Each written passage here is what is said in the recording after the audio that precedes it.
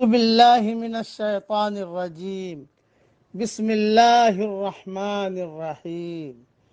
سورہ زمر کی چند آیتیں پڑھ رہا ہوں، آیت نمبر 38، 39، 40، 41۔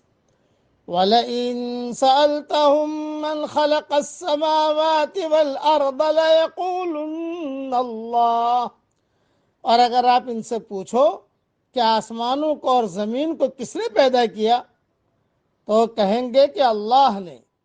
قل افرأيتم ما تدعون من دون الله إن أرادني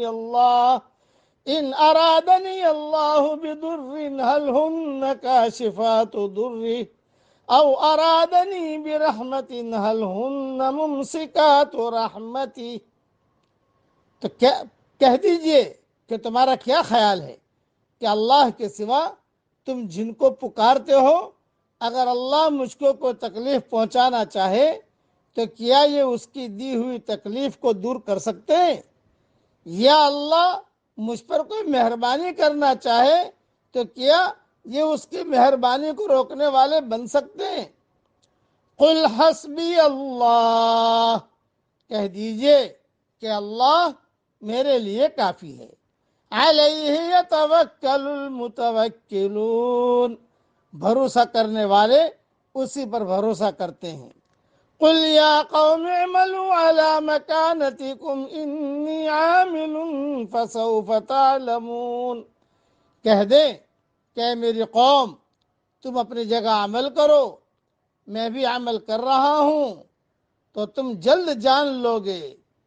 من یاتیہ عذاب یخزیہ ویحل علیہ عذاب مقیم، کہ کس پر رسوا کرنے والا عذاب آتا ہے اور کس پر وہ عذاب آتا ہے جو کبھی ٹلنے والا نہیں۔ اِنَّا أَنزَلْنَا عَلَيْكَ الْكِتَابَ لِلنَّاسِ بِالْحَقِّ، یقیناً ہم نے لوگوں کی ہدایت کے لیے یہ کتاب آپ پر حق کے ساتھ اتاری ہے۔ فَمَنِ اهْتَدَىٰ فَلِنَفْسِهِ، جو شخص ہدایت حاصل کرے گا وہ اپنے لیے ہی کرے گا۔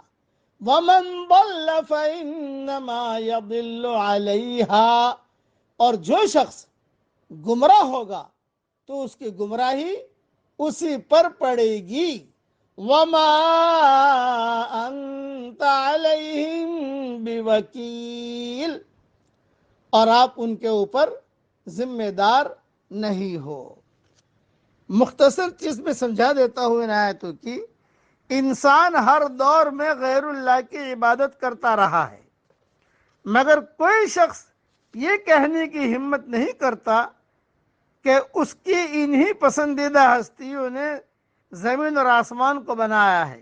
کوئی یہ نہیں کہتا کہ ہمارے پیروں نے یہ آسمان بنایا، کوئی یہ نہیں کہتا کہ ہماری حکومت نے یہ آسمان بنایا، کوئی یہ نہیں کہتا کہ میرے باپ دادا نے آسمان بنایا، یہ ہمارے بتوں نے یہ آسمان بنایا، یہ کوئی نہیں کہتا۔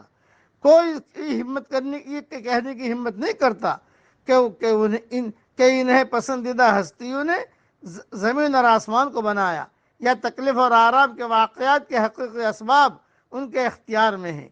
اس میں یقینی کے باوجود لوگوں کا یہ یقین بڑا عجیب ہے کہ وہ اپنے جھوٹے معبودوں کو چھوڑنے پر راضی نہیں ہوتے۔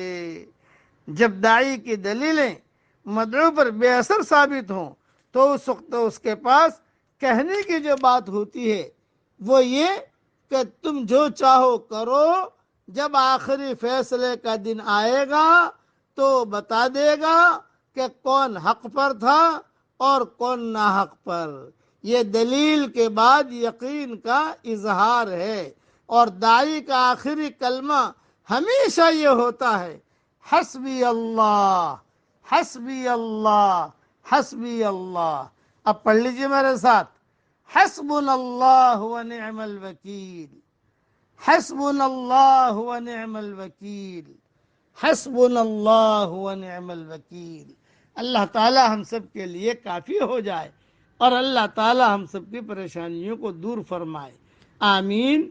وآخر دعوانا ان الحمدللہ رب العالمین۔